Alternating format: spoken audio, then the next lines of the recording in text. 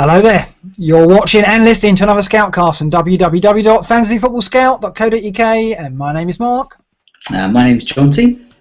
My name's Andy. And I'm Luke, or Disable. Good evening, gentlemen. It's arrived. We've been waiting all this time for the fixtures, and they arrived on Tuesday afternoon, was it? Jonty, I can't quite remember when we broke it. It was Tuesday, wasn't it? It was. I can tell you the exact time. It was 3 p.m. It was etched in my brain. And yeah, the site went wild. Yeah, it was very exciting. We've been waiting. I mean, basically, we've been speculating on when they would drop, and we've been kind of putting imaginary teams together, talking imaginary strategies. We said last week, until we get the fixtures, we can't really start firming up plans. We've got them now. I'd like to think that it had added clarity, but actually, the options, the variables, there's so many of them. We're going to touch on some of them. This show is going to be dominated by talking about them. But to be fair, there's still so many things up in the air. There's still so much to consider. It's still difficult to come up with a settled plan. But we're going to try and help you out. We're going to talk about some excellent community articles and posts that have already gone out on the site. And yeah, we're going to talk about that at length. That's going to dominate the show. We're also going to talk about our game weeks. Pretty good. Pretty decent game weeks all round. Green arrows all round, I think. Is that right? Yeah. Yeah, that's for me, yeah. All good. So yeah, we're going to touch on that, perhaps a bit more than we should. And then we've got Rough with the Smooth, and we've got various community questions, but of course it's all about double game weeks, blanks, and the players, bench boost, triple captain, when do you play it. Before we get on to that though, let's talk about our game weeks in detail. Luke, you can start us off because you came top of the pile, 63 points. Yeah, 67 and a -4. That's come from Company was my main sort of differential, I guess, with a 9-pointer, so I was pretty happy with that. Sigerson 9 points, Ali 9 points. I think that's most people have got those guys. Unfortunately, didn't captain Kane, but I avoided Aguero and went with Vardy. He got me an assist, so 10 points from him.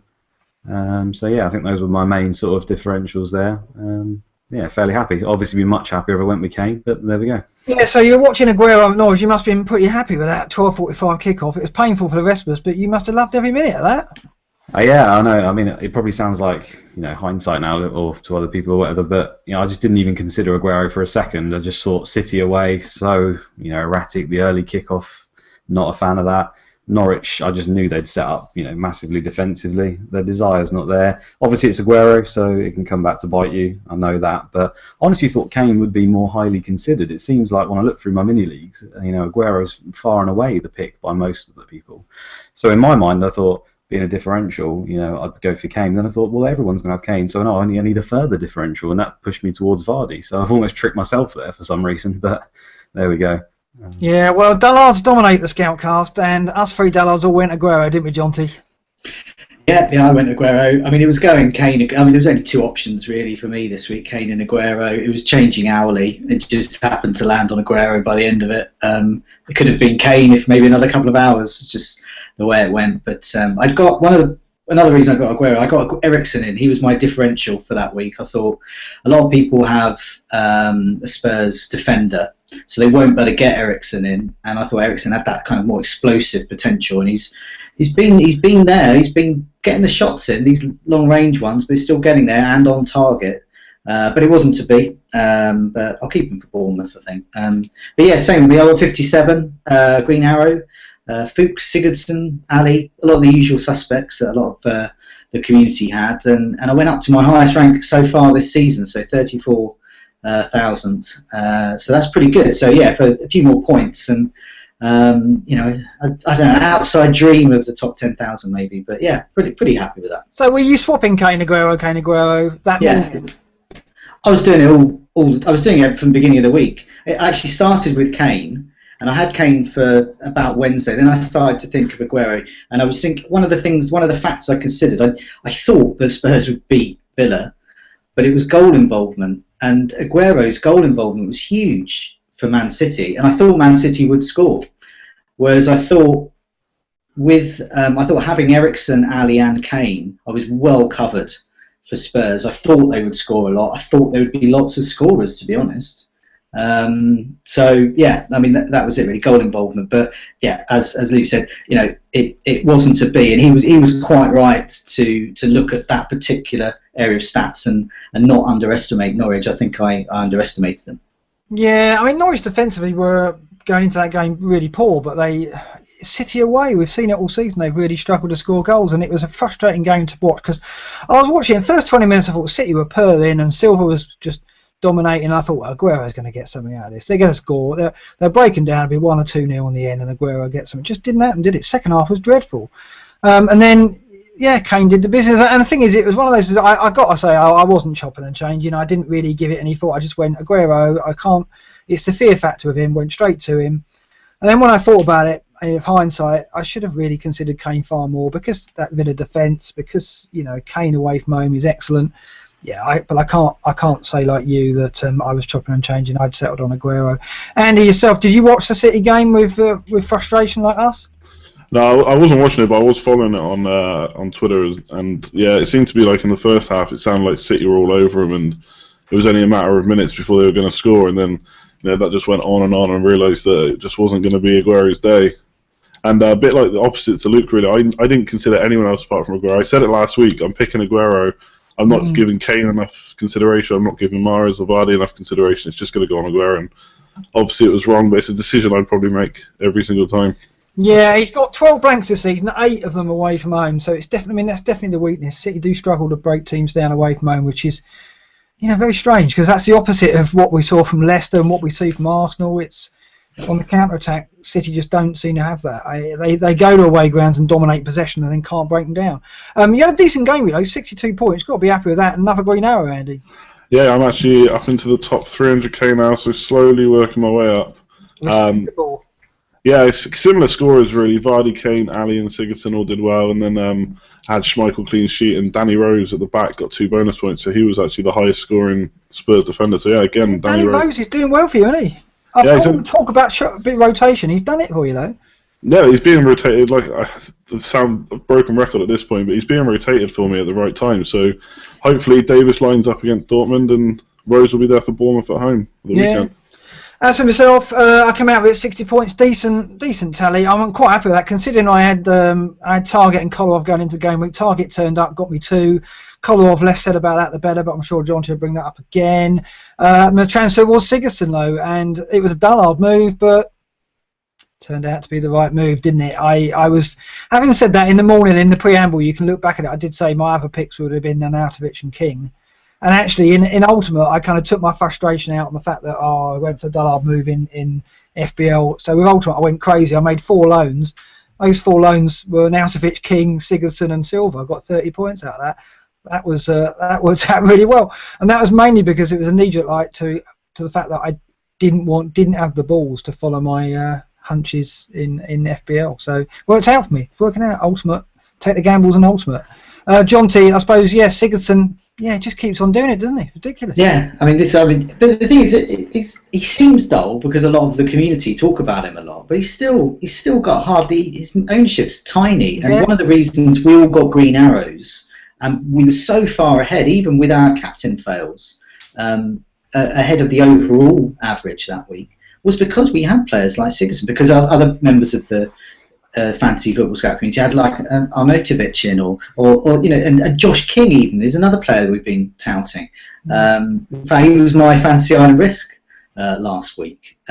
So the reason they're getting these players, so Sigurdsson, he's nice, he's a differential, but the dull-up bit is because you're looking at fixtures, because who's he up against next week? Aston Villa, so that's a gimme. Yeah. This is it. You have to get him for that. He's second in the captain poll, isn't he? I mean, that is some going for someone like Sigurdsson to get up there in that. But that Villa fixture, in the form he's in, just looks lip smacking to say the least. And he's going to get something out of that, surely. Let's talk about Andy G. He was on last week, and he kind of typified his season, didn't he, in that snapshot? Because he ended up getting 70 points, which beat us all again. He's gone up to 1540 in the world, so really strong rank, and he did it with a maverick move, didn't he, Jonty? He did. He got Max Gradle in. None of us discussed Max Gradle last week. I mean, we knew he was coming back to form, but he just got him in, and there we go, goal. I mean, and it's just moves like that. Goal assist bonus. Goal assist bonus. I mean, this is why Andy G's doing so well at the game, because he makes moves like that. And that was completely off the wall. He was saying on Twitter on Saturday morning, I've just got someone in. It's not Mane from Southampton, but it's it's a cheap midfielder. He valued him at less than James Milner, and he and I didn't he? literally couldn't think who it was. I thought it might have been Shaqiri, but it just proves that, I mean, how much of my dullard mindset and his maverick mindset, it never would have occurred to me to get Gradlin, and he did it, and there we go. That's why he's doing so well. Yeah, to get Gradle over King. I mean, I was onto the King thing. Gradle, I thought, well, you know, he's just come back from injury. Is it too soon? But no, straight in there, and he did the business. You're right there, Luke. He did dodge a bullet with Mane. He was joshing with us, wasn't he? He wasn't really going to do that. He's too clever to do the Mane thing. That was left to me to do that and have him for 12 weeks. Yeah, Mane got sent off, of course, although that has been rescinded. But yeah, very frustrating season Mane's had. Rougher the Smooth then, John T. Let's hear about some more tales of Smooth from the community, sure. Yeah, well, I'll try and kind of rattle through these. We want to get onto the double game week discussion, but yeah, Smooth. Lots of Kane captains. Just I'll list a few of them: Bobby Baggio, Mad Beer, Mauritius, Danny LFC, Ronti, Supersonic. Loads of them. All happy boys. Fancy Football Frog. He's quite good. He had 2 free transfers. He brought Arnautovic in and Kane. So he didn't have Kane. Got him there. He captained Aguero, unfortunately, but well, I mean, great move there. Two double digit. Left it so late to bring in Kane. But, yeah, I mean, overall more than 20 points. Yeah, he didn't have Kane. So, and Tiki Taka, a bit like you, got Sigurdsson in, which is, you know, a good move. But there's some roughs as well. Eden not so hazardous again. Last week he was lamenting listening to your advice to get Kolarov in. He's again lamenting keeping him in again. He's not playing. Well, let's talk about this though, because he didn't play against Kiev, did he? So what's Kolarov done? That's 4 games in a row that Clichy's played. I think he's gone. Yeah, he's played 2 midweek matches and the 2 league ties. Kolarov's just out of the equation totally. I really thought he'd turn up at Norwich. I really did. I was absolutely gutted about that. But as it turned out, I got away with it. Eden Hazarders though. Again, I apologised last week. I apologise again this week. Yeah, so he's not so happy. So he's going to obviously move him out. Duzra brought in Shaqiri, which didn't work out. He ended up getting injured. I like that move though. Yeah, typical Duzra move. I thought that was a good move. And then Kings of Leon, like me, Ericsson got Ericsson and didn't work out. So yeah, just a few there, but yeah. How are you feeling about Ericsson this week? Because you're fully loaded on Tottenham at home to Bournemouth, and obviously Daniel. So you must be. What are you thinking about there, then? Well, I got him in for explosiveness. He's a differential. He's not well owned, and he's explosive. So yeah, he got 15 against Sunderland at home. And he doesn't score well at home. He's had the odd assist here and there, but I think the most he's had for a long time now is about 6 points.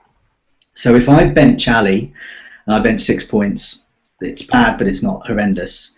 Ericsson, however, could get me 3 points, 2 points. He could get me 15. I mean, that's the kind of player he is, because he's that kind of player. Yeah. And I got him in for these 2 fixtures, really. I thought they were good fixtures. I hear tonight that he is very likely that he's suffering from fatigue, which may explain his... He'll be rested against Dortmund. Yeah. So he's going to be rested against Dortmund. I take that to mean he's going to start. I'm hoping Ali starts against Dortmund and maybe gets a rest home to Bournemouth. Probably unlikely, but yeah, Ericsson I've got to keep for this. But then he goes for someone else. But yeah. Yeah, fair enough. No, okay. I was surprised you didn't turn to the defence. I was pleased you didn't, because I managed to get a couple of points back off you. Yeah. Reel you in 2 points at a time, and then lose by 30 points, basically. Okay, let's get on to some community questions. I guess I've got a feeling what they're going to be based on. Yeah, it's double game week. So there's a bunch here, and I'm kind of broadly about strategy. So before we get on to kind of players that we might consider, this is the strategy for it. So Jarvish and Dondo, they both asked, should we wildcards in game week 33 ahead of a double game week 34, or game week 36 ahead of a double game week in 37? So to remind our listeners and viewers, the double game weeks are on game weeks 34 and 37. There's lots of them, and then there's some blanks in game week 35. So not everyone with a double is actually going to be playing in game week 35. So yeah, you can't need a flip chart at this point, don't you? Really, you need a flip chart. So I'm keeping it. But what we'll come to is basically go on to Fantasy Football Scout. Look at the articles, look at the comments, ask questions of the community, and there's a particular article by one of our regular writers called Balders, which absolutely nails the picture very, very clearly. Even I can understand it, so it's fantastic. But yeah, so there's lots of questions around that, about when we're going to wildcard, when we're going to use our chips as well, triple captaincy. I mean, I can very quick, if you want, I can quickly go through what is the most popular option. So it seems. I mean, when the fixtures were announced, I've got to say at the moment I haven't had a lot of time to fully digest it and look at the strategy that I'm going to go for. But when I saw the fixtures on Tuesday, my immediate reaction is that Game Week 34 would be the bench boost, wildcard 33. That's the popular tactic, isn't it, Jonty? That is indeed, yeah. So you use that then, and then for the Game Week 37, so you start planning for double Game Week 37 already with that wildcard in 33 as well. So you're using that wildcard to navigate your way through the blank fixtures in Game Week 35, get some players already in for Game Week 37, and also completely max out perhaps 15, up to 15 double game weekers that you can use your bench boost for. But there's ways you've got to do it. So as I said, there's some teams that are not playing, but I do urge people to go and have a look at this article. But his basic recommendation is now Liverpool, they play in Game Week 35 and they have 2 double game weeks. So he calls them the gold standard of the double game weeks. So he's saying get 3 Liverpool players in. Game Weeks 34, 35 and 37. 2 of those are doubles. Makes sense. He then says you need about 4 to 6 of players from these teams: West Ham, Man United and Watford. And the reason he restricts it to 4 to 6 is because they have a double game week 34, nothing game week 35, double game week again 37.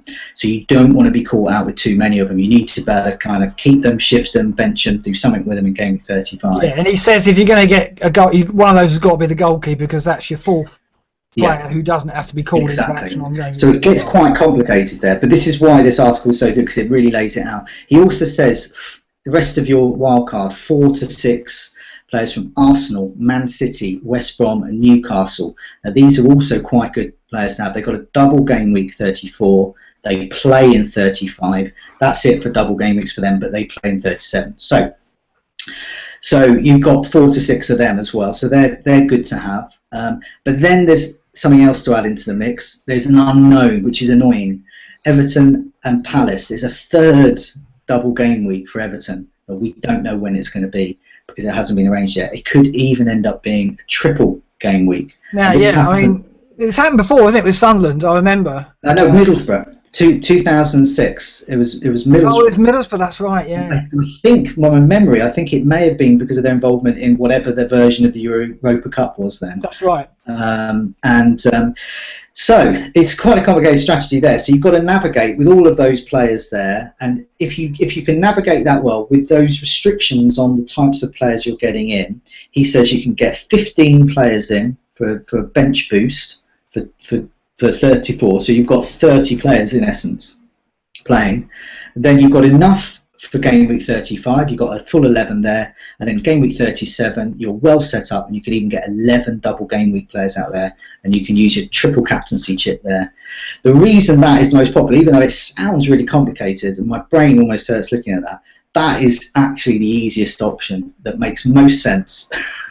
We'll talk about the second option in a minute, but I just want to bring Luke and Andy in at this point. I mean, it's, for me, listening to that and reading through Boulder's article, this really does hammer home just how hardcore this element has become, and whether it's been created by an amalgam of things. It is the fixture postponements, it is the double game weeks, but then you've got the chips on top of that, and the fact that we've got this second wild card that we didn't have to spend in the first 6 weeks of January.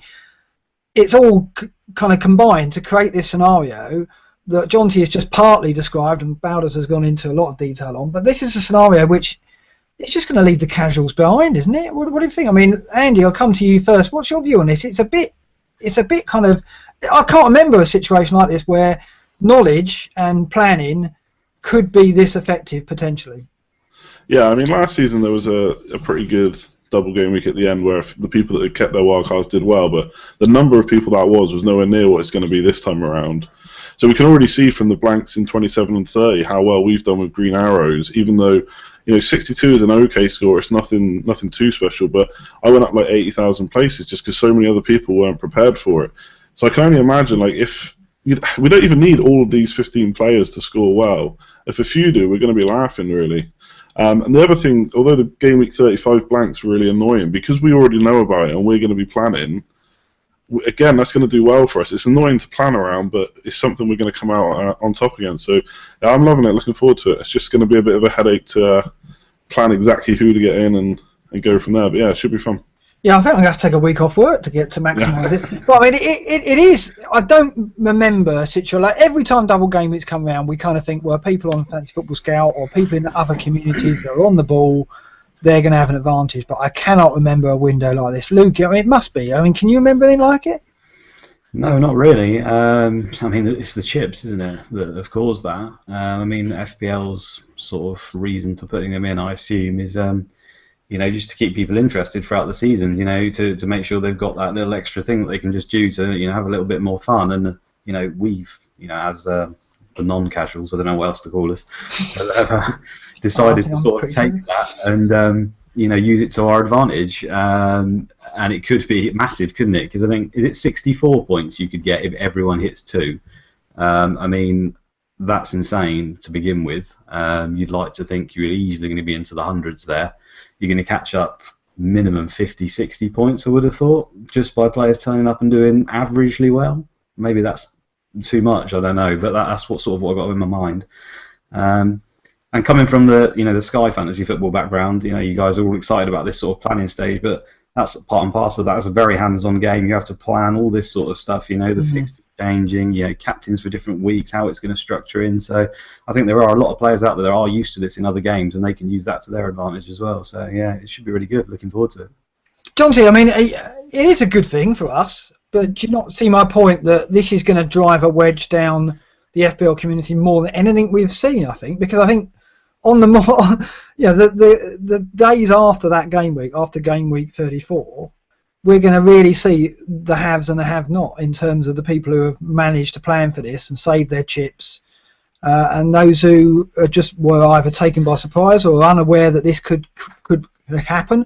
I mean, it's not like this is. We've known from the very start, when the start of the season happened, when the chips came out, we went double game weeks. You save them for the double game weeks. We didn't know that we'd get one like this. I mean, this is a bumper double game week, really, and so it absolutely maximises the potential of it.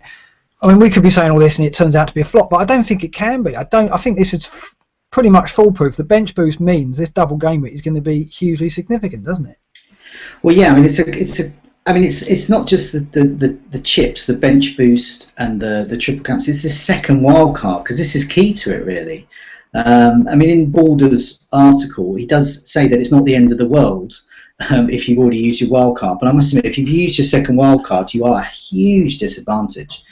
It's a question that Jockvist asks. He says for very inexperienced managers like him, it says they don't have their second wild card left. How should we approach it? How many hits should we take? Well, I say go to Balder's article. He does say it may not be the end of the world, because if you've already got 4, 5, or 6 double game week players already in place, then you can probably get up to 11, and you might better consider perhaps triple captaincy chip instead of a bench boost, perhaps. But I mean, I looked at that option, because there is an option to wild card for game week 36 and really go bench boost for game week 37. But I just don't have that. I don't have any Liverpool players. I've got one Man City player.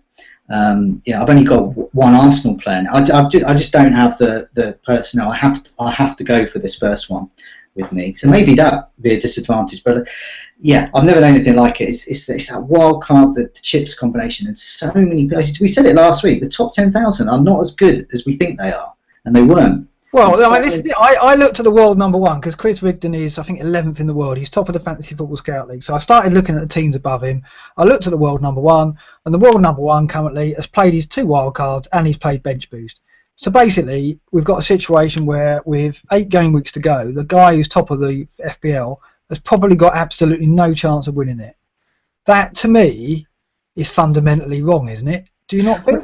Well, no, it's because I mean, as Luke said, people who play the Sky game are used to this, because you've got in the Sky game, you've got limited transfers, and as Luke said, you've got to start planning. So you start planning your transfers and your captaincy for the season from the get-go. So that's what you have to do with this. And so if you start using your chips, like that early on, and unless you got really lucky and got that Wijnaldum or Aguero absolute monster haul for a triple captaincy, unless you got those, then yeah, you wasted it basically. And in the Sky game now, those that have held on to their transfers, so those who've got about somewhere between 8 and 15 transfers left, great. Those that got 1 or 2 in the top 10 to top 20, well, they're stuffed because they won't be able to keep up the amount of injuries you'll get in rotation. So as Luke said, it's playing to the hands. It's the chips are there to keep, I suppose, the masses interested, but in fact they're there to help people who pay attention. So that's hopefully. The thing is, they are so geared towards double game weeks that we knew this straight away.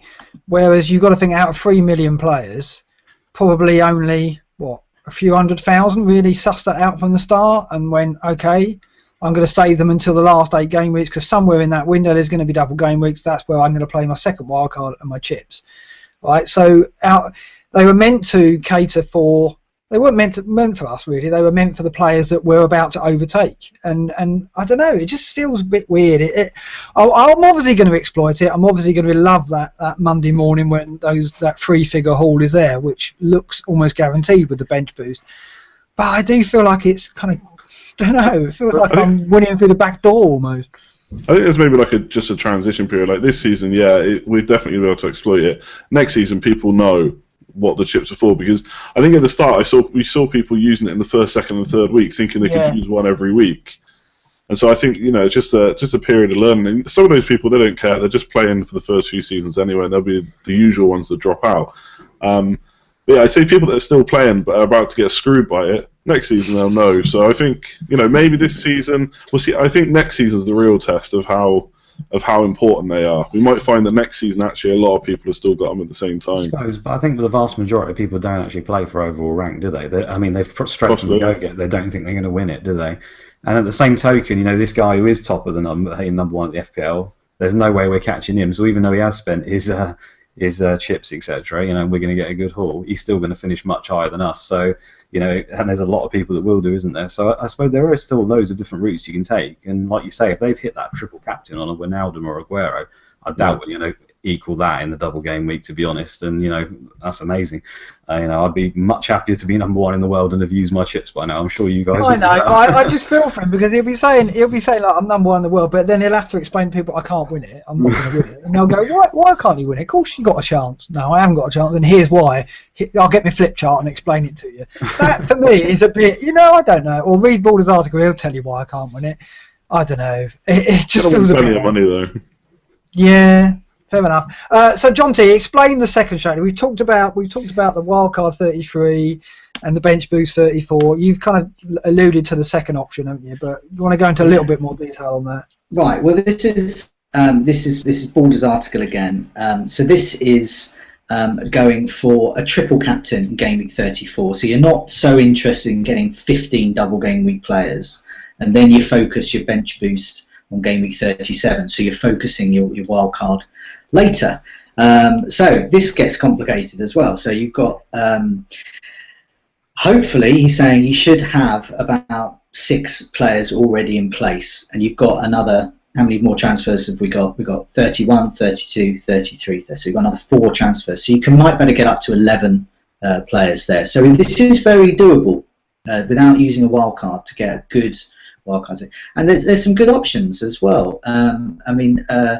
Özil, for example, Arsenal have 2 very good fixtures. Manchester United have 2 amazing fixtures. Now, can Manchester United be amazing? So you need a combination of Manchester United being amazing and their amazing fixtures. Yeah, Luke frowned so hard it even brought the camera to him there. Yeah, United's fixtures, Aston Villa versus and Palace, they're amazing fixtures, but how many goals they're going to score? They'll probably keep clean sheets, so it's all about the back 4, isn't it? But one of the problems with this other strategy, or perhaps benefits of it, is we don't know about this Everton Palace game. So a lot of that one of the kind of the pros of this is that you can wait for when the Everton Palace game is being announced, and you can prepare for that. So you can start. You don't have to worry so much about game week 35 when Everton don't play, or perhaps they will play. We don't know yet. So you can stock up on those players. The other advantage of it is you're wild carding game week 36 for a double game week 37. Game week 38 is the last game of the season. That's the end of it. So you've got no blanks to worry about. You're just setting yourself up for those final 3 weeks, one of which is absolutely amazing. So this could be the sting of the tail for those of us that want to do our wild cards early and get really go for game week 34. And we think, oh, look at our ranks. And then suddenly, all these wild carders in game week 36, they're going to overtake us. So, but maybe, yeah. So there's two strategies there. But yeah, I do urge people, look at Balder's article. I can't, go into the intricacies of it on air, but it will benefit. People's individual teams will better look at it and say, yeah, that applies to me. I could probably do that. Yeah, I mean, I've looked at it. I mean, briefly, I'm going to have to give this more thought because I thought it was cut and dry, but I've looked at the double game week fixtures in 37, and actually they are better. There are some better options there because you look at it and you think, well, Liverpool, West Ham, Sunderland, Norwich have both got home matches, so there's basically pairs of home matches there for those four teams. And you've got to think that Norwich and Sunderland are going to be going all out for wins because they're fighting relegation, and they're probably going to still be in with a chance of staving off relegation at that point. So they will be fully motivated. West Ham, Liverpool, less so it's more difficult. But if you were playing bench boost that week, you went for those four teams, you're getting, 2 sets of 4 home games in that. Now that's not necessarily the case with game week 34. There's some good fixtures there. Arsenal got 2 home games, as of United, as of Newcastle. We're all looking at Aguero, but he's got Chelsea and Newcastle in game week 34. Chelsea game, they're both away from home. We've seen City away from home. Can we count on Aguero there? It's not quite as cut and dry as I first thought. And the other factor is game week 35, and if you play your wild card and you stock up on double game week players, Leicester and Spurs, we're all sitting here now with maxed out 3 on each, aren't we, at the moment? Most of us have got 6 players out of Leicester and Spurs. Game week 35, you look at Spurs, they're at home to West Brom, and Leicester are at home to Swansea. And are we really going to get rid of all our Leicester and Spurs players for that and miss out on that? That, for me, it means that we need to give this a lot more thought than just go, okay, I'm wildcarding 33 and I'm bench boosting 34. That's probably what I'll end up doing, but I need to just weigh it up a lot more. Jonty, you're already decided, are you? Well, I am, and I said it's been decided for me, but by the fact that I don't have enough players with a double game week in game week 34. I don't even have any Everton players. I don't have any West Ham players. I don't have any Newcastle players. I don't have any of the players, or even West Brom. So I would. Game week 34 for me would be absolutely disastrous if I didn't wildcard. Because I just haven't planned for that because we didn't know when they were going to be. So this decision's been made for me, but I completely understand if you've got 3 Man City, you've got 2 or 3 Arsenal players, and you've maybe got on your bench a Newcastle and a West Brom player. Well then you've got choices, and that's good. Luke, what do you think? I mean, have you gone into it in any detail yet, or are you kind of set on that first model, the 33, 34? Yeah, I definitely, like you, need to pay it more attention before I make a final decision. My initial thoughts are, again, with you there, of getting it done early. I just, to use a wild card so much towards the end of the season, for me, kind of takes a little bit of the enjoyment out of it, just to change your team essentially for the last couple of game weeks. It just feels more exciting to do it now, and a lot of our teams are all very similar because of the 5 sets of fixtures that we've had, and only those few teams to pick from.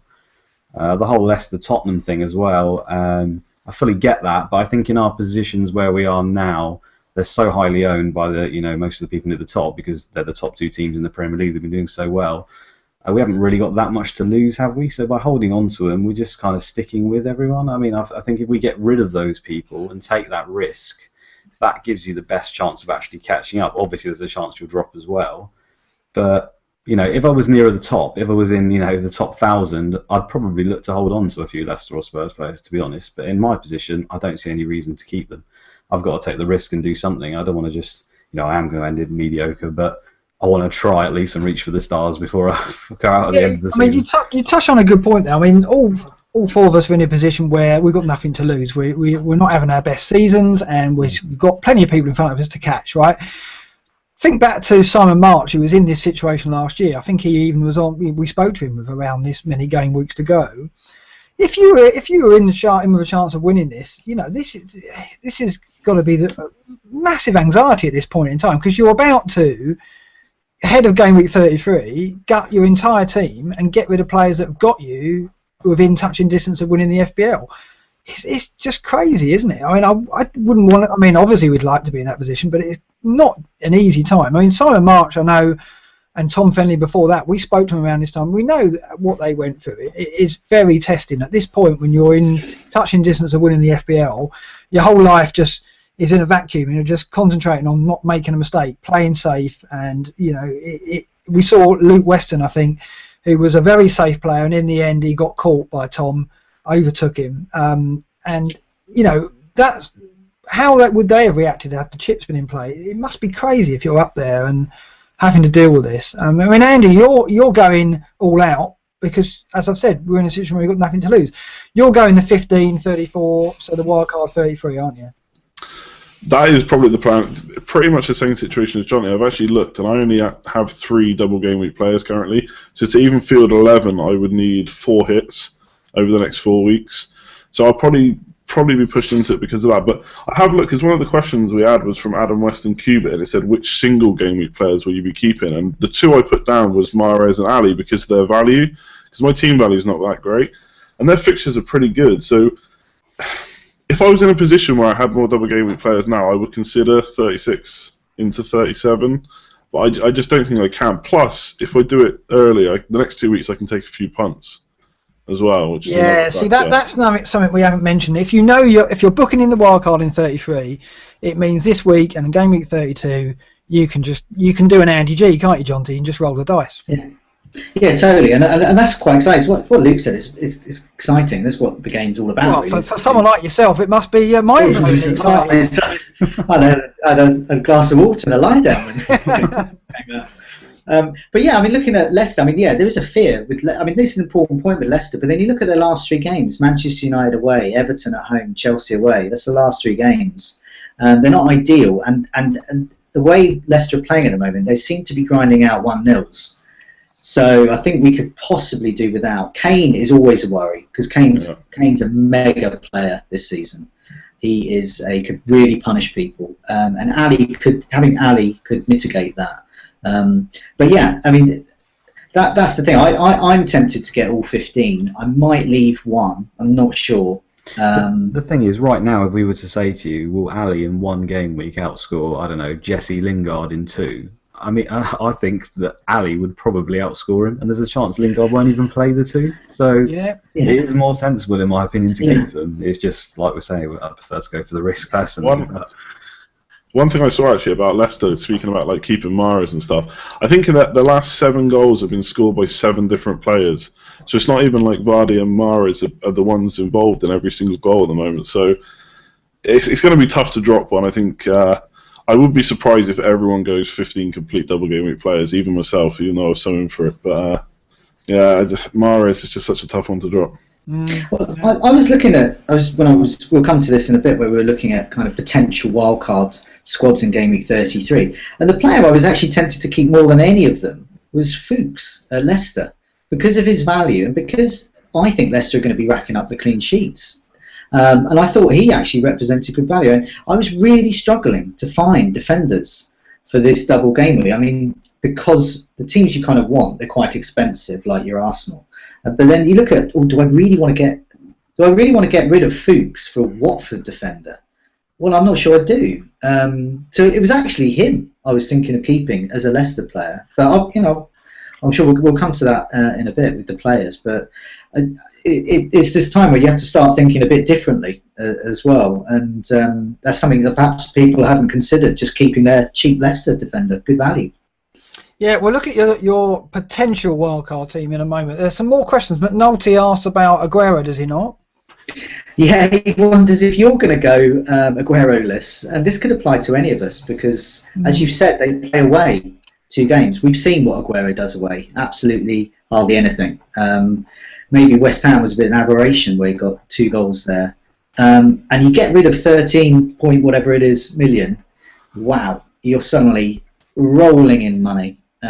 So yeah, I mean, Mark, would you consider the Aguero list? I think you've got to look at the options there, right? Okay, so you're looking at that double game week 34 and you're going, right, who would my forward line be if I didn't have Aguero? Martial leaps out, I guess, because he's got 2 home fixtures, but then you're relying on United's goal power, which is impotent at best, isn't it? And then you got, well, Igalo's got 2 fixtures. Look how he's gone off the boil. You know, West Brom and West Ham away. Don't see a Watford scoring many there. The thing is, it's a shame about Giroud, because if Giroud was booked in for 2 matches at home to Palace and West Brom, he'd be the option. Now, I might well go with him anyway, because off the bench he can do things, and you've got to think in game week 34, maybe Arsenal's title challenge still won't quite be flatlined. It'll be still some life in it, you imagine. So Giroud's an option, Martial's an option, but there aren't 3 or 4, are there? So you're kind of left with Aguero as, you know, it's not only is it sensible, but there aren't that many options out there as alternatives. Rondon maybe, I don't know. I mean, how do you see that one, Luke? I mean, looking at the fixtures, it's not a time to drop Aguero in my view. Even though you get more money and you'd be able to spread that elsewhere, I don't think there's options. Yeah, you've summed it up really well there. I'm undecided, to be honest. Again, it comes down to that.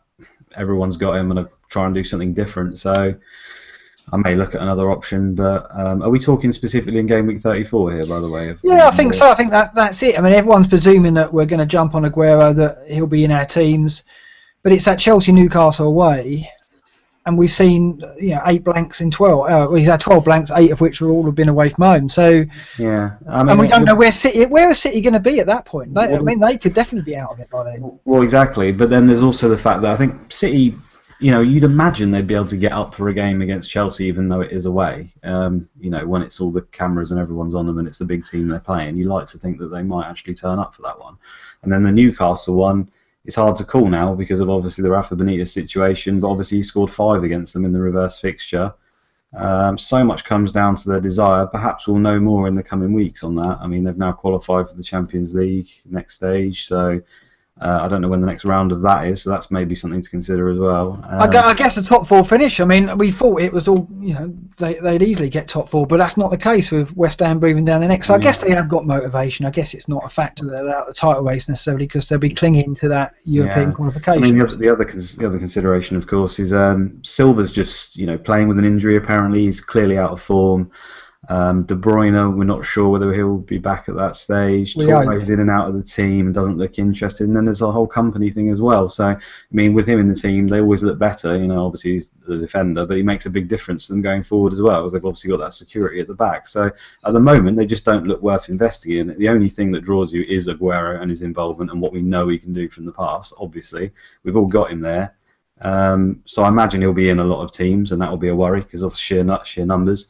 But it's the other options, like you say. You look at them. I mean, Martial is probably the only one that really stands out. I mean, will Rooney even be in contention there at all? I heard he was about a month away. Yeah, I don't think he'll be involved in that. I wouldn't have thought. No, it's too much of a risk anyway, even if he's fit, isn't it? Well, yeah, indeed. I mean, Igalo's probably the next standout option for me. I mean, he can still he scored, and his numbers are still pretty good, and he did score last week, so maybe we'll see a resurgence. But there we go. Andy, you're Aguero's biggest fan. There's no doubt for you, is there? Well, I actually, it's a bit like what you're saying. I put a team together earlier, mock team, and I was struggling to fill in with strikers that I really wanted to. Lukaku will probably be in there because he just seems to be on fire at the moment. Other than that, Martial, but that is a bit of a risk.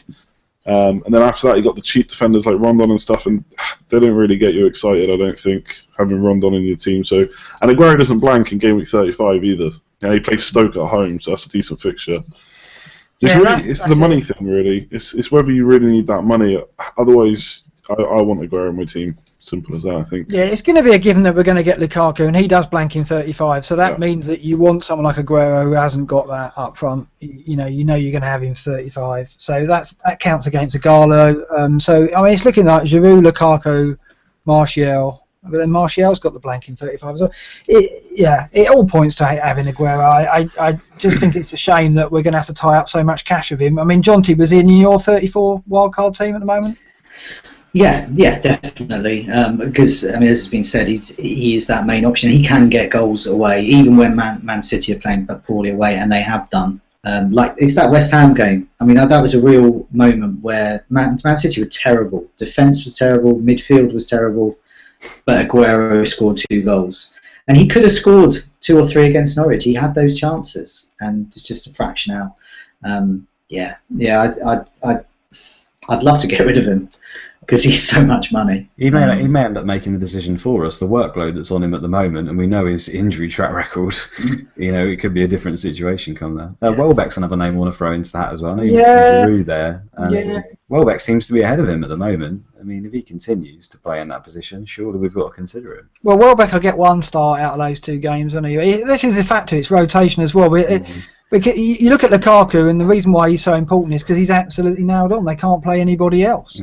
So he's going to get the 2 games. You look at Giroud and Welbeck, no guarantee at all. Martial, you'd think, would get both games because just again, United don't have the options really. But he could be out. He'll be out on the left wing possibly for at least one of them. So there's no choice. Considering Rashford then.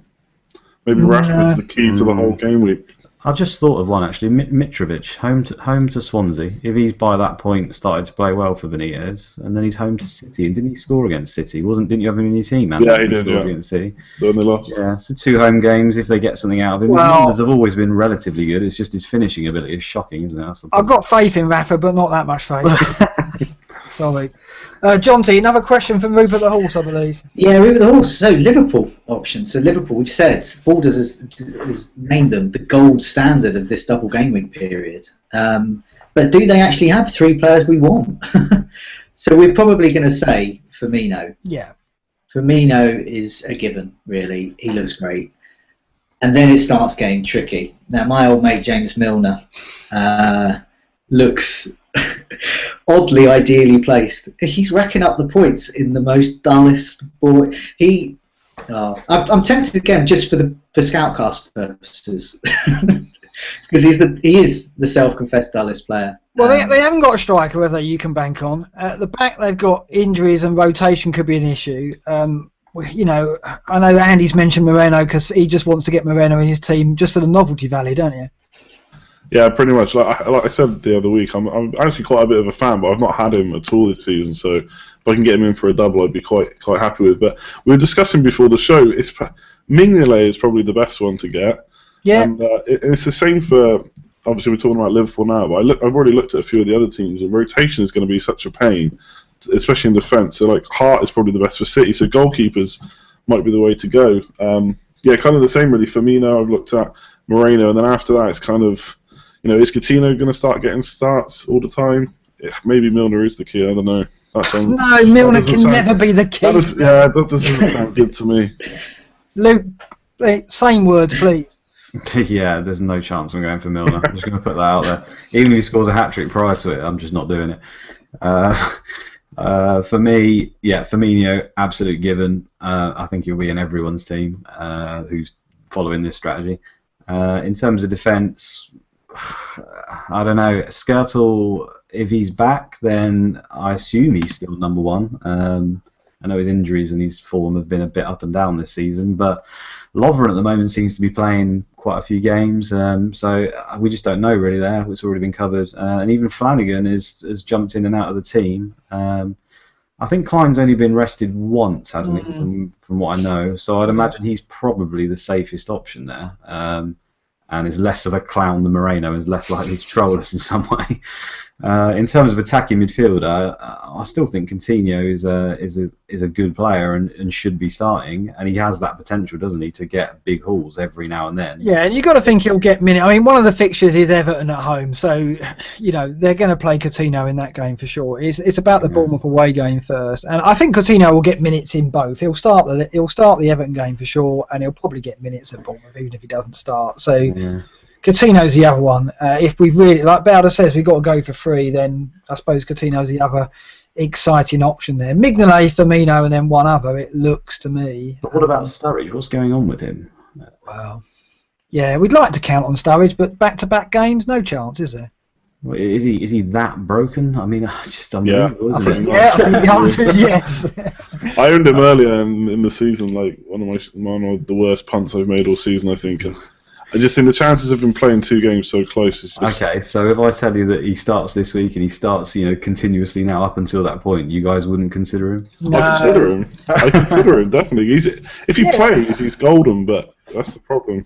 There's not enough horse placenta out there to get him on the pitch for back-to-back games, I'm afraid. I just don't see it. Yeah, fair enough. John T, any more questions there? There's plenty, surely. Well, yeah, Mark. Well, this leads on nicely to Mark Harborough's next question about rotation. Are we so we're talking about double game week players, but are they actually double game week players? And there is so much rotation going on. So you've got Man City defenders. Who's nailed on, who isn't nailed on. Liverpool, there's rotation there as well. Skirtle could be back. He interestingly this week he made a comeback in the under-21s and predictably got sent off in it. But he's once again, he's an option as well. And Everton as well. So Everton have got a really congested fixture list. Lukaku we can assume will play, but will Lennon play both? Now Lennon's a good option on paper for double game week potentially, but will he play both? Funes Mori as well, or will he get rested and Stones play? Lots of rotation. I see where he's coming from though. We have to be really careful. It's really annoying that the double game week teams are really rotation prone, and also the safe ones are more expensive. Bellerin at Arsenal looks the safest defender there. If you've got Koscielny, would he play both? Yeah, annoyingly though, that focuses most of us to the same sort of small group of players, isn't it? It's That's annoying, the annoying factor, and it's those people who probably take those risks on Lennon and people like that will end up getting rewarded, whilst us 2 sensible people will probably think, no, we're going to have to go for Barkley and he'll probably let us down and stuff like that. You can just see it happening already, can't you? Yeah, I mean, for me, I start the other way around. I look at the play rather than go, who's less likely to play 2. I'll go, who's most likely to play 2. So I'm going to go. I'll look at Newcastle and go, there's no way they can not play Wijnaldum, for example. They've got to play him in those matches. You've got to think that Watford will play Agallo in those matches. You've got to think that West Brom will probably play Rondon in those matches. Payet will get both matches. Ozil will get both matches for Arsenal, so he's a must-have. So I think it's about putting these players in place and then seeing what cash you got left. I mean, it would be great to get 15 players who all play twice, but I think you'll get minutes out of 15 players. I don't think you're going to get 2 starts out of everyone. I think you'd be fortunate to get 2 starts out of everyone. And there may well be a team there you can do that with, but I haven't started looking at in that detail. But I think my approach is, let's find the players that are almost certain to play 2. The players that are playing for teams who have no option, like Everton have to play Lukaku, surely. They're not going to play Kone up front and have Lukaku on the bench. Even with little at stake, I just don't see it. Maybe I'm wrong. I mean, there's no certainties, are there? But there are players who give you that little bit more confidence than others, aren't there, John T? Well, yeah, totally. When I was doing my wildcard kind of like first run, there was some key players there, and you've mentioned them. They're there because they're nailed on. They've got the potential to score big. So you've got Firmino, Özil, Payet, probably Aguero, and Lukaku. So you've got those 5 players, and that's probably going to be the template that everyone's going to build around. And then the rest of them are going to be completely different. It's going to be a whole bunch of big players, and a lot's going to be on team value. Do you want to see a good team? Or hear about a good team we've got here? This is one of our regulars in the community called Jay. He has a transfer value of 112. So to put that into context, mine's about 108. What's his selling value then? I haven't worked out his selling value, but if he's got a transfer value of 112, his selling value is going to be big. and he showed us his team, and it's absolutely incredible. So he's got Firmino, he's got Özil, Payet, he's got Lukaku, he's got Aguero. So he's got those. He's also got enough money to have Sanchez in, Martial. Prior to Kompany's injury, he's nevertheless can afford Kompany and Sanya, so slight risk there. He's got Bella in, and then he's got Klein and Marino. So his whole team is geared up in Balder's technique, this strategy to survive in game week 35. Plus, he's focusing on all the big sides, and he's got De Gea in there in goal. I mean, this shows about team value. Now, I tried that. I couldn't do it. I was about 3 million short of that, so it just won't happen for me. So I picked out those key ones: Firmino, Özil, Payet, Aguero, Lukaku, and then the rest is downplay. So I'm looking at a Watford defender, Dawson at West Brom. He could be quite good. Yeah, when you go knocking for Nathan Ake, you know you're in trouble, don't you? Yeah, and this links on to Zizou's question: cheap options. So people like me are going to need them. So he's, Gali we've mentioned, Rashford, Andy's mentioned. Jesse Lingard as well is an interesting one. I quite like the look of Jesse Lingard. I think Louis Van Gaal does as well. I think he'll get minutes in both games. Yeah. He's 4.3, and he settles me quite nicely into my lovely dullard cheap fifth midfielder, which I've been missing. I'm having to bench points at the moment. I don't like that, so I quite like to better bench Lingard for the single game weeks. So yeah, he's quite good. And I think, when I did the wild card, I couldn't really afford De Gea, so I went. Smalling's more, but then you've got to think about Mignolet. Mignolet is the cheap way of getting a good Liverpool defender that's going to start. Yeah, they're the options. And of course, you've got to have one eye on game week 35. So I'm looking at your team then. You've sorted that out, haven't you? It looks like you've got the 11 for 35 sorted out with the one transfer. Yeah, one or two transfers, yeah, that can be done.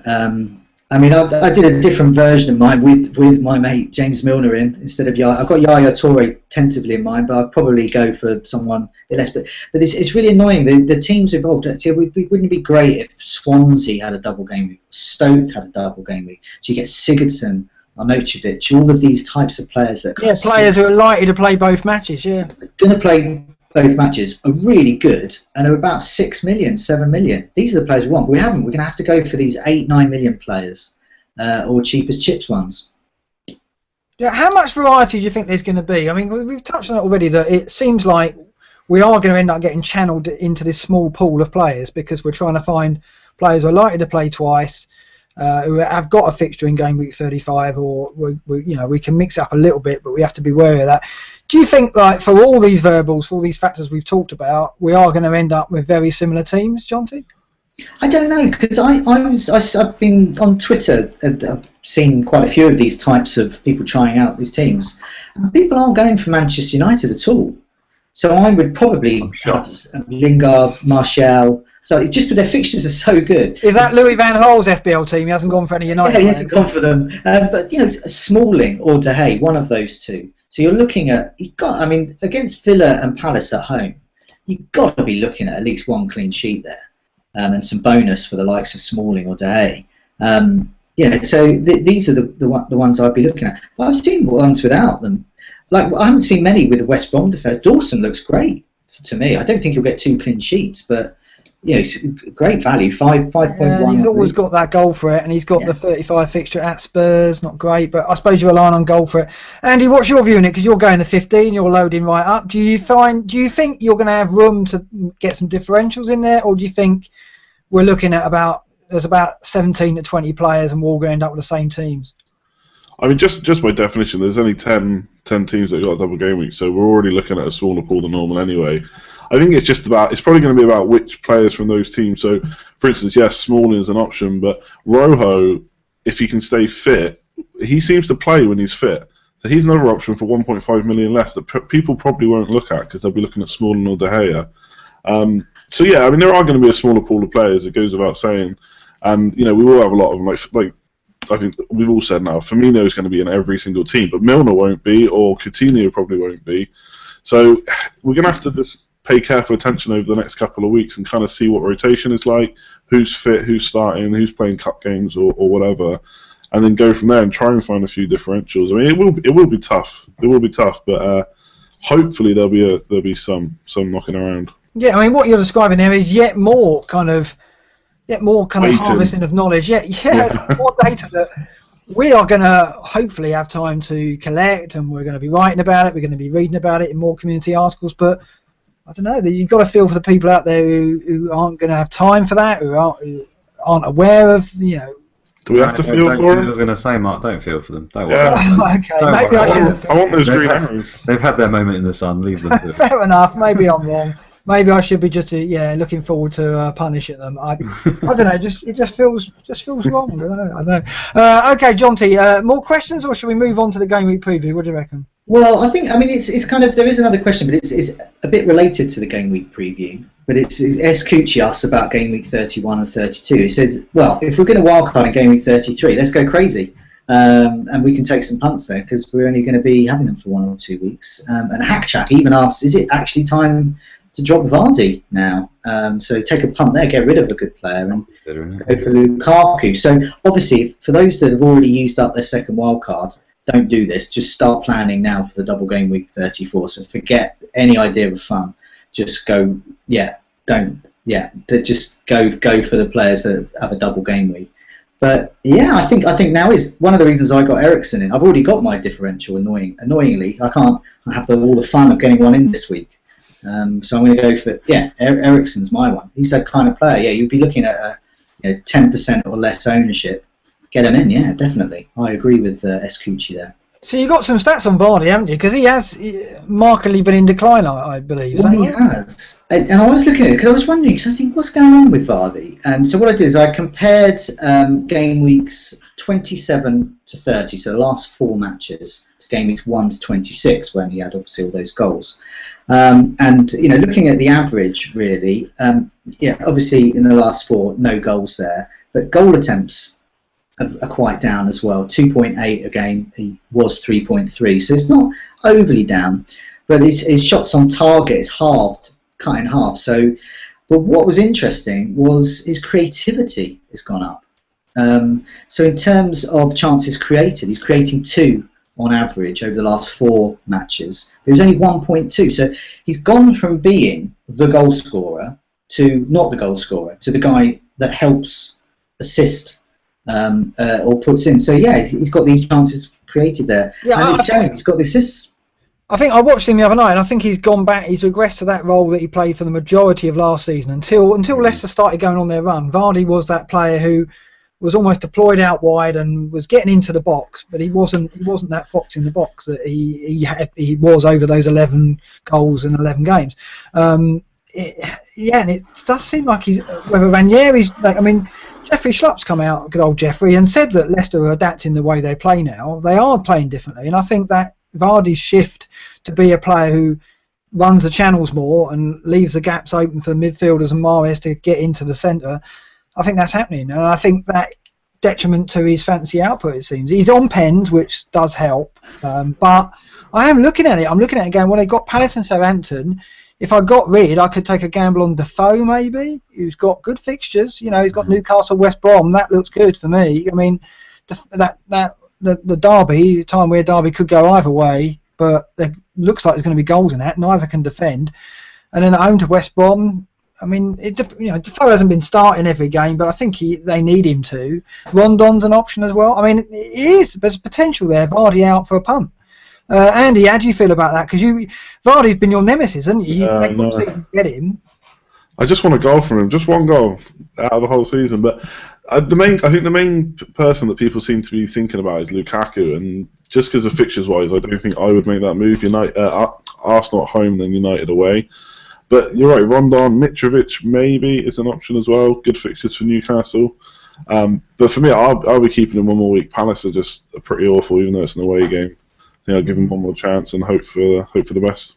Luke, what about you? Vardy still staying for you, or are you thinking of a punt?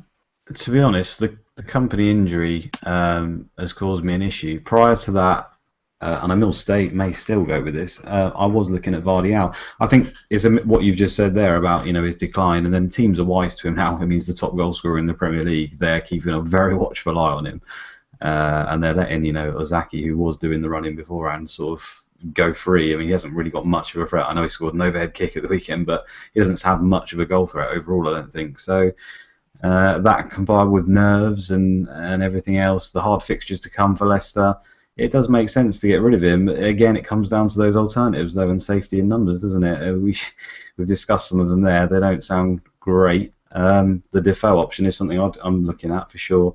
But I mean, we'll come to it at the end, won't we, with our teams and stuff? But that's certainly something I am considering this week. I mean, Sunderland, the one, is it 6 time-wear derbies in a row? Yeah.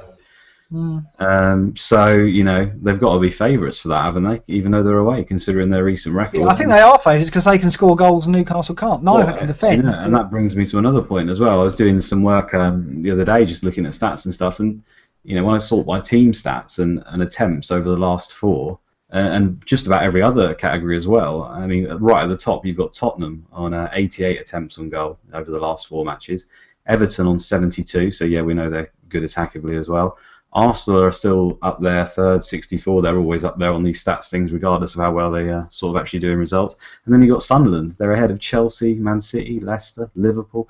You know, that's like through a lot of other categories as well, not just attempts. It's mainly just the fact that their conversion rate has not been absolutely great, and Defoe is surely the man to change that for them. So yeah. I do think he is a good option over the next 2. I think Big Sam's gone there and go, naturally Big Sam will go, right, I'm going to shore it up and teach my team how to defend, keep clean sheets, and we'll try and nick some results. He's gone there and realised he can't do that and gone, sod it, let's just try and score goals then. I think that's basically it.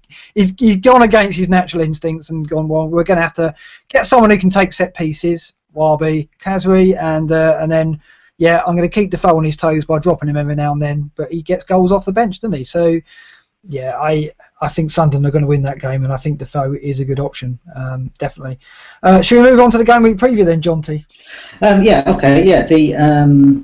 Fantasy Island risks and clean sheets are the kinds of things we need to be looking at here. So I don't know. Do you want to go first, Mark? Do you have a Fantasy Island risk and a clean sheet in mind? Yeah, I got a couple of. I mean, I'm not going to nick other people, so I'm going to go real. I'm going to scrape the barrel on the Fantasy Island risk even further. So I'm thinking this is someone it'd be mental to get him. Absolutely crazy to get this guy in, I think. But Mo Barrow scored at Bournemouth, first Premier League goal. He's 4.3, but he's a striker. If he was a midfielder, I think that would be a great option. He's a striker. No one's going to go there, but at home to Villa. I mean, we talked about it, didn't we? Sigurdsson's going to come out of that game surely with points. Barrow's going to play, I think. He got the goal at Bournemouth. He absolutely impressed at Bournemouth. Ayew's got an injury and he's going to miss that game, we believe. So I think he's an option. Craig Gardner, West Brom against Norwich as well. Same reason. Norwich is the opposition. Although Norwich defended very well against City, West Brom aren't a goal machine, but they do look more likely recently. Rondon's been good for them. So Gardner's the threat from midfield. So I'll go Gardner-Barrow for me. As I say, that is really scraping the barrel. They're really risky, but they're the kind of punts that you could take if you're going to play your wild card in 33. So that's me done on the Fantasy Island risk. John T, what about you? I think I'm going for a Newcastle player. I think there's going to be goals from both sides in Newcastle, Sunderland, and I think Sissoko could be there. So having a look at the first year of the Revolution at Newcastle, and Sissoko, he had 3 attempts on goal there. So I mean, for a game like that was quite tight. That's not bad. 2 of those were inside the box as well, and so Mitrovic was just ahead of him, just by 1 more goal attempt. So Sissoko's coming there from midfield. We know he can score. Benitez has been talking him up as well. He's been encouraging him to get into the box more, been actively shouting at the sidelines, get forward. He likes to get forward. That's my own. Yeah, when he first arrived, he got 4 goals in 3. I think he went crazy, didn't he? When he first arrived, and he was a hot property, and then he just regressed into the player he is now. We kind of think of him now as a combative midfield player who plays out wide, never really threatens goal. But I don't know. When Rafa arrives, things are going to change. Things have got to change at Newcastle. Wijnaldum's the route we always go down when we consider Newcastle. But yes, Sissoko could wake up. He's got goals in him. He just needs to get in those positions and. Rafa could get him out of that. Yeah, could get him scoring goals again. Andy, what have you got? Yeah, I also think there's going to be goals in that game. Rian in the YouTube chat actually just said Townsend could be an option, but the one that I picked is Mitrovic up front. Someone who kind of made my started off my awful season, but I'm going to go back to him this week and hope he can do the business. Yeah, you had him in your team, didn't you? You didn't just back him on here. You actually got him in your team. Yeah, I got him in instead of Jamie Vardy. So the less we say about that, the better. Yeah, absolutely. Yeah, Luke, have you got one? Yeah, similar to that story with Andy, I guess. I'm turning to someone that you've picked up, Mark, before as well. I've just picked up Sunderland, so I'll go with Kazri. I'm hoping he's fit. I think he came off, didn't he? Yeah, he'll be all right. Yeah, he looks like he should be all right. I just think, set pieces, there's goals in it for Sunderland, I think. He's surely got to get at least an assist there, I think, assuming he starts. I can't see how he's not going to get points there. I really do fancy him this week, to be fair. Yeah, I think he's a great option. I mean, if you got that opportunity to take the risk in midfield, Kazri, for me, brilliant option. I think I can't see Sunderland not scoring against Newcastle. They've got the goal power, and Newcastle, I don't know, there's been a lot of talk on the site about Rafa got a better defensive performance out of them at Leicester, and everyone's jumping on Janmaat. I think Janmaat's a great option for the double game week because he's got the goal threat as well. He's a bit like Craig Dawson. If you don't get a clean sheet, you've got the option of getting something out of him attacking wise. So everyone's kind of presumed that Rafa's going to shore it up at the back. I think he has to, because I don't think they're going to get many goals. So I don't know. I still think it's too early for Rafa to make an impact, and I think Sunderland's going to score goals, and Kazri is a great option. Clean sheets then. Jonty, we'll come to you first on that. Yeah, well, I think it's going to be West Brom. I think Norwich potential to breach the West Brom defence there, but I think West Brom have got enough to keep them at bay. Yeah. Yeah, I actually think a 0-0 in that one. I think Norwich will go. I mean, the way they shut up shop against City, they defended really resolutely. I think they're going to play free at the back away from home. So yeah, I'd even go Norwich for my pick. I tell you, I think I'll go there. So Andy, what have you got? Well, considering three of us just chose players from Sunderland and Newcastle, that'll probably end up being 0-0 now. Yeah, I'll have to take Spurs against Bournemouth. I think Danny Rose at the back, clean sheet and assist, should be pretty easy this weekend. Bournemouth, good form though. I mean, they are keeping it tight away from home. I think they've only conceded 3 and 5 away from home. I don't think we can rely on too many goals in that game. I think Spurs' defence is solid though, isn't it? I think a 1-0 Spurs, and they'll settle for that. They'll take that now, won't they? So, yeah, good option. Luke, what about you? Well, it's got to be the most obvious one there, surely. Swansea at home to Villa. I mean, that's got a Williams 9-pointer all over it again, hasn't it? Has it? Yeah, he might as well give it to him now, mightn't we? Yeah. So much so I might have to take company out and put him in for the world's most boring transfer, but there we go. It's something to look at. Yeah, sadly, Williams was my when I got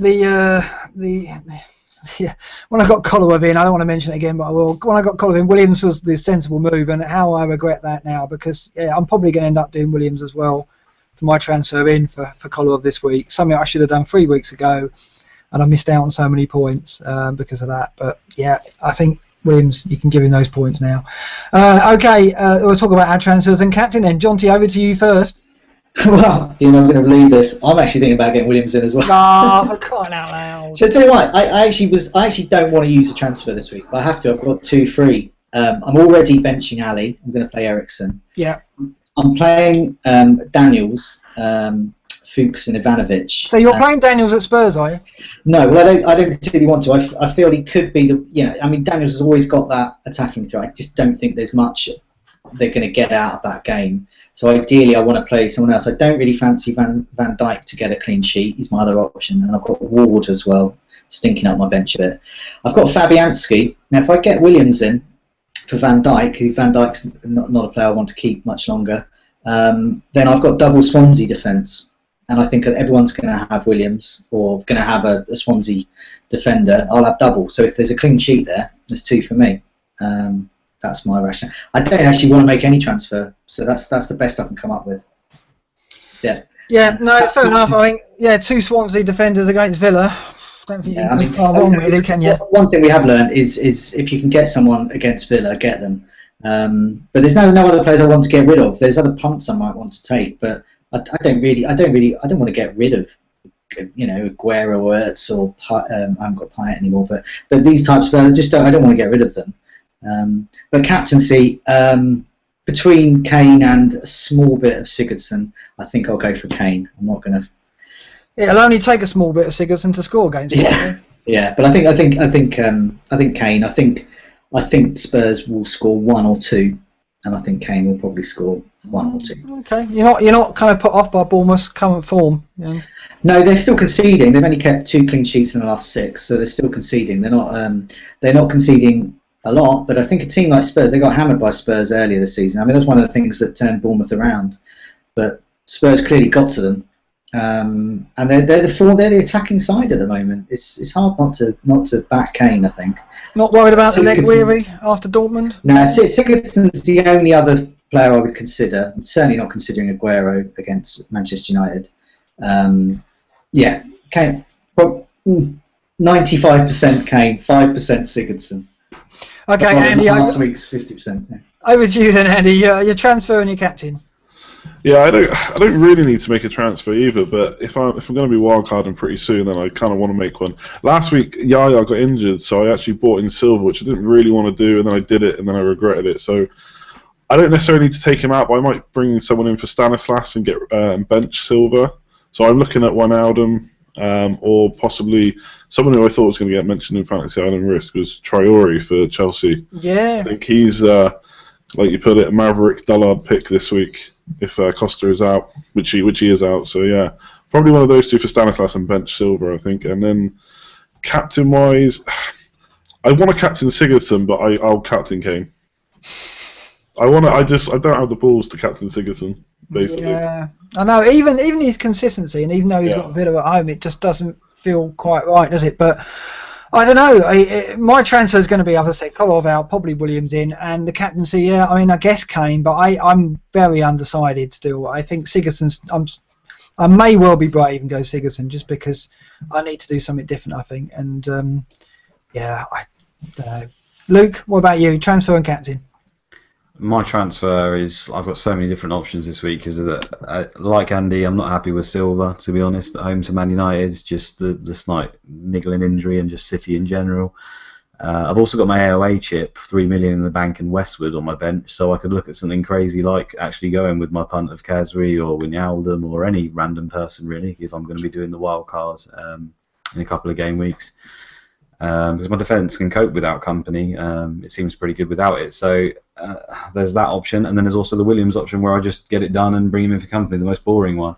So I'm undecided at the moment. I honestly couldn't tell you at this stage. So in terms of captain, again, Kane is without a doubt the most sensible option, but something in me, it just makes me want to pick someone else. Again, I don't know. I'm tempted to bring Lukaku in. I just think the form he's in and Arsenal defensively, away from home, after Barcelona again, an away trip, Everton's historically liked the big games.